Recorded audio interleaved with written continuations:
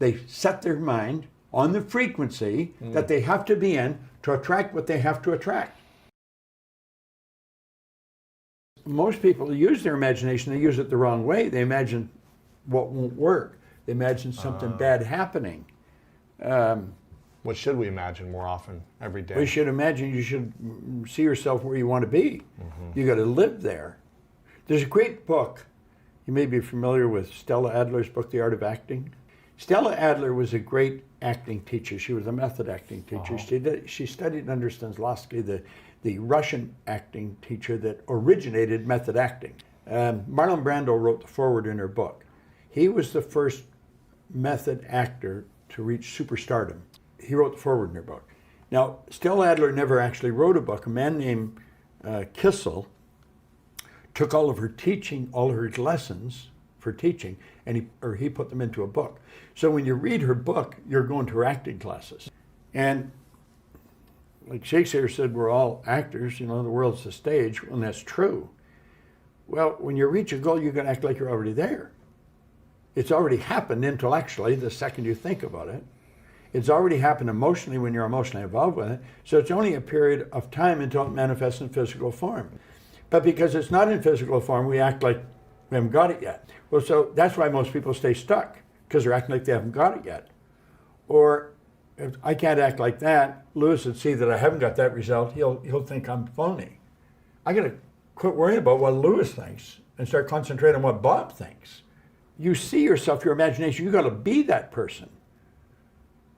Goethe said that, great philosopher. He said, before you can do something, you first must be something. So you've got to be it intellectually, you've got to be it emotionally. It's like Solomon says, as a person thinks in their heart, the emotional mind.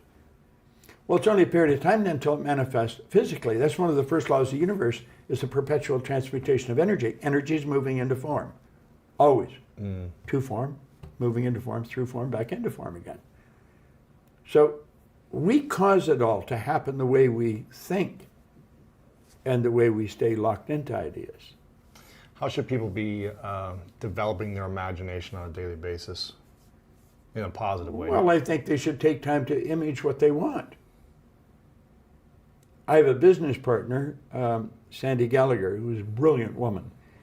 She images herself as a world champion. Every day, she takes the time and she sees herself as a world champion.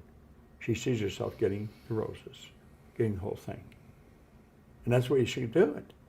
I think you build the image of what you want. I mean, you obviously imaged this studio before you ever built it. Right. I mean, everything you see here was part of the image in your mind. But everything you create twice. Once in here, once out here, So you never get an original painting. You always get a duplicate. The picture's in here. Wow. So we have to see ourselves with what we want here. Now we've got enormous deterrent in our paradigm. We're conditioned genetically and environmentally. And that conditioning is controlling most people's lives. That's why brilliant people are broke. Brilliant people are unhappy. Brilliant people never really accomplish very much. They're absolutely brilliant, but their paradigm is controlling them. It's all about intellect. They're smart people. You got to consider where we come from. A little particle of energy from mom, a little particle of energy from dad comes swimming along. That's the nucleus of us. Then that goes on for 280 days, attracting more energy until you make your debut on the planet. And then you're programmed environmentally by your environment. So everything that's going on is going right into your subconscious mind. So you come out, you're programmed genetically. We don't know how far it goes back, 4 or 5 generations possibly. Like when I was a young man, I had red hair. My mother didn't have red hair, my dad didn't have red hair. I got a brother and sister and they don't have red hair. Because you think, well, but my mother's father and all his brothers had red hair. So sometimes it jumps a generation. That's why we look like our relatives. It's genetic conditioning. And then there's environmental conditioning. We know almost all welfare recipients are 4th, 5th generation welfare recipients. So this is passed down from generation to generation. Now, unfortunately, we're all exactly the same. We got exactly the same potential. Our spiritual DNA is perfect. But that perfection never expresses itself properly because of this paradigm. It's conditioning in our subconscious mind. You see so many brilliant people and they don't make it. I had a good friend of mine, Milt Campbell. He won the gold medal in decathlon. Milt won in Melbourne in '56. And he won in '52 in Helsinki. When, Wow. Bob Mathias won his second gold. He won the gold in '48 and then in '52. Wow. Milt told me, if he told me once, he told me 1,000 times, every time I was with him. You know, there was a lot of athletes in schools that were better than me, but they quit. Well, our paradigms get us to quit things Why? because of programming. You're programmed. You have to ask yourself, why don't they do that? I did a lot of work with the Prudential of America. In fact, I got stuck in the insurance companies for a number of years. I was so effective at what I was doing. And we raised their sales by, one VP said over $1 billion. And all I was doing, getting them to change their paradigm. I was having them change the way they worked. A paradigm, a culture is a paradigm. Every country has a culture. Every family has a culture. Every company has a culture. Well, in the insurance industry, years ago, they had what they called debit agents. They went around collecting the money. And there would be a little book like the one you're working with that would have a record in there. I remember we had a book on top of our ice box. It was right near our back door. Mr. Spenceley was the insurance man. When I was a little kid, he'd come in, and there was a little book and a little box with some money, and there was always just pennies. Right. And he would collect the debit, mark the book, and he'd be on his way. And that's how the insurance business operated. They were called debit agents. Wow. Well, then as time moved along, people started to sign a little cheap sheet of paper or something, and they would automatically draw it out of your bank account. Yeah. But the agents didn't change. The agents would just go and sell at night when mom and dad were both there, because you couldn't sell mom if dad wasn't there. You couldn't sell dad if mom wasn't there. This was a programming. So here we are in the 70s. Agents are still going to their office every morning, and they wouldn't go out and sell anybody, because you sell at night. They collected their debit through the day. There was no debit to collect. This had been, for years, they were still doing this. And I'd ask them, I'd say, why do you go to your office? Well, you have to go to the office. And they'd be there, and I said, why do you have to go to your office? Well, because we have to go to the office. They didn't know why they had to go. Yeah. Then they go to lunch, they go with another agent. I said, did you ever sell another agent any insurance? No. I said, what the hell are you going to lunch with them for? I got them to do this. I said, you got to be like this. You got to be skin to skin with the person before 9 a.m., and you have to ask every person to buy at least $100,000 worth of insurance. You don't even have to sell them. Just ask them to buy. Well, I got them doing that. They were selling more $100,000 policies in a week than they previously sold in a year in almost every office. Wow. You see, that's conditioning. That's paradigm. That's the way they were working. They've been doing it for years. Nobody ever thought to change it. Largest insurance company in the world.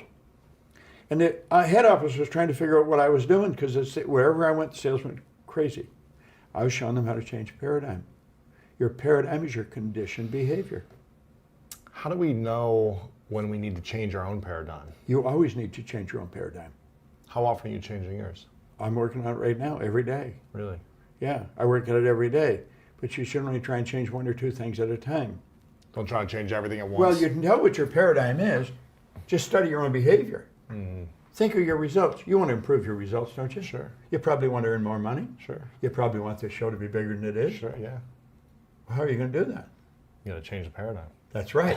You got to change your habitual way of dealing with these things. So you take a look at the results and say, what do I want to change? It's the results are an expression of the paradigm, not the intellect.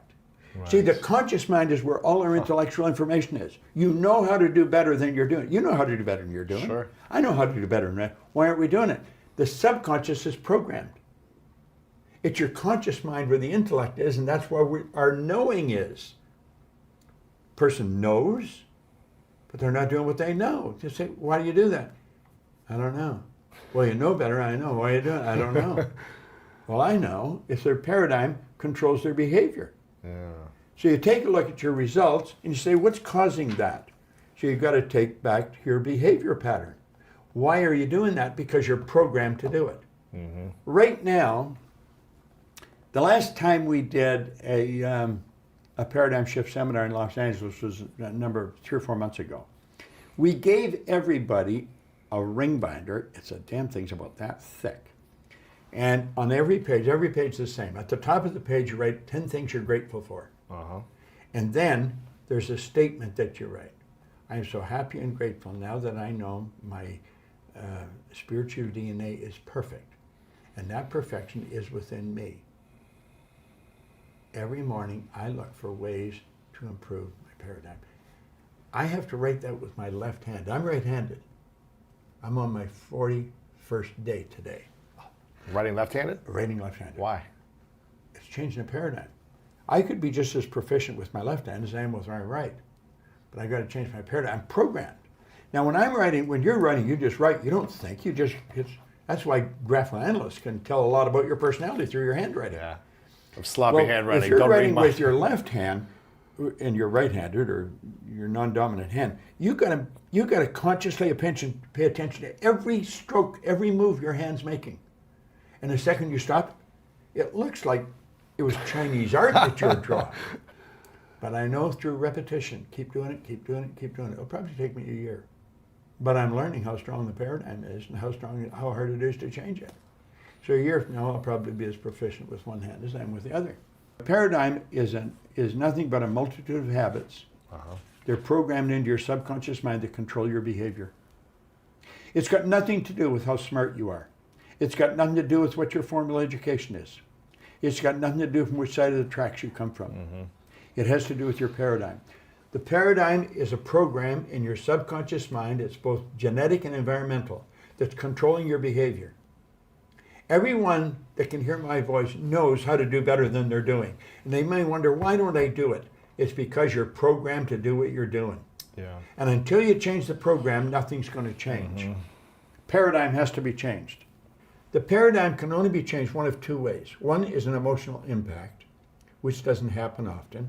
And the other... What's the example for that? An example for that would be 9/11. Yeah. Now, 9/11 wasn't an emotional impact for me. It probably wasn't for you. But for people that lived right near there or lost somebody there, that was emotional impact. Mm-hmm. Just something that hits you so hard, yeah. It just knocks you off your pins. Emotional impact. And repetition, constant spaced repetition. So you take this affirmation of thing I want to change, and you've got to keep repeating it to yourself. You've got to keep seeing it through the repetition of it. Pretty soon it becomes fixed in your mind. Then the thing you're afraid of becomes a habit. You just automatically do it. Yeah. Like there's things you do automatically today that you don't even give a thought to. Yeah. But at one time you're afraid to do it. Sure. So I think that's how you keep changing. Thought is thought is the preamble to everything. Thought waves are cosmic waves. They penetrate all time and space. I had the good fortune of working with Ed Mitchell. He was the captain of the lunar landing module on one of the Apollo flights. Mm. And he did thought transference exercises from the other side of the moon. Wow. With Sherman and Ford here on Earth. They're all gone now. But you're doing thought transfer exercises all the time. And we just have not got to a point where we really understand that. Like if I dial your number, I'm on your frequency. Mm-hmm. I will never get Tiffany's phone to ring. Right. I only get your phone to ring. If I take a picture of Tiffany and I send it to a friend of mine in Singapore, simultaneously with me hitting send here in Los Angeles, they've got it in Singapore. You know that. Yeah. Well, thought works the same way. I could be thinking of you, I'll trigger cells in your brain. And those cells, if you're not thinking, those cells will start jiggling and you'll start thinking of me. Maybe I'll phone you and say, this is the damnest thing, I was just thinking of you. Yeah, happens all the time. Well, we got to understand what's happening. You think on frequencies. Now, this has to do with goals. When you set a goal, you have to flip your brain onto the frequency that the good that you desire or that you need for that goal is there. Uh-huh. So most people don't make the decision because they don't know how to get it. You don't have to know how to get it. That's why Von Braun said when Kennedy asked him how to get to the moon, the will to do it. You're going to make the decision. You don't make the decision when you've got enough money or when you've got all the resources. You make the decision. When you make the decision, you flip your brain onto a higher frequency, and then you're on the frequency, you begin to attract everything on that frequency. That's where the law of attraction comes in. See, the secret brought out the law of attraction, but it didn't explain it. None of them explained it. I didn't even explain it. I didn't get the time. Most people don't even understand it. You can only attract according to the frequency that you're operating on. Attraction is a secondary law. The primary law is the law of vibration. That's a primary law of the universe. Everything in this room is moving. Nothing rests. This table's moving. It just appears to be still. The law of vibration decrees everything moves, nothing rests. Well, when you think, you put you onto a frequency. You can only attract what's on that frequency. You think about a person a lot. Just concentrate on that person will phone you. Or you'll bump into them on the street. Because you're thinking about it, the law of attraction takes over. You could attract to you what you're in harmony with. Well, when you set goals, you got to see yourself already there. That's called a mindset. A lot of people talk about mindset, they don't understand what it is. They set their mind on the frequency that they have to be in to attract what they have to attract. And that's how the goal moves into form. You get emotionally involved, you're so intellectually and emotionally involved. The only problem is you don't have it on a physical plane yet, but it will manifest in time. We just don't know what the time is. So you're guessing at the time you reach your goal.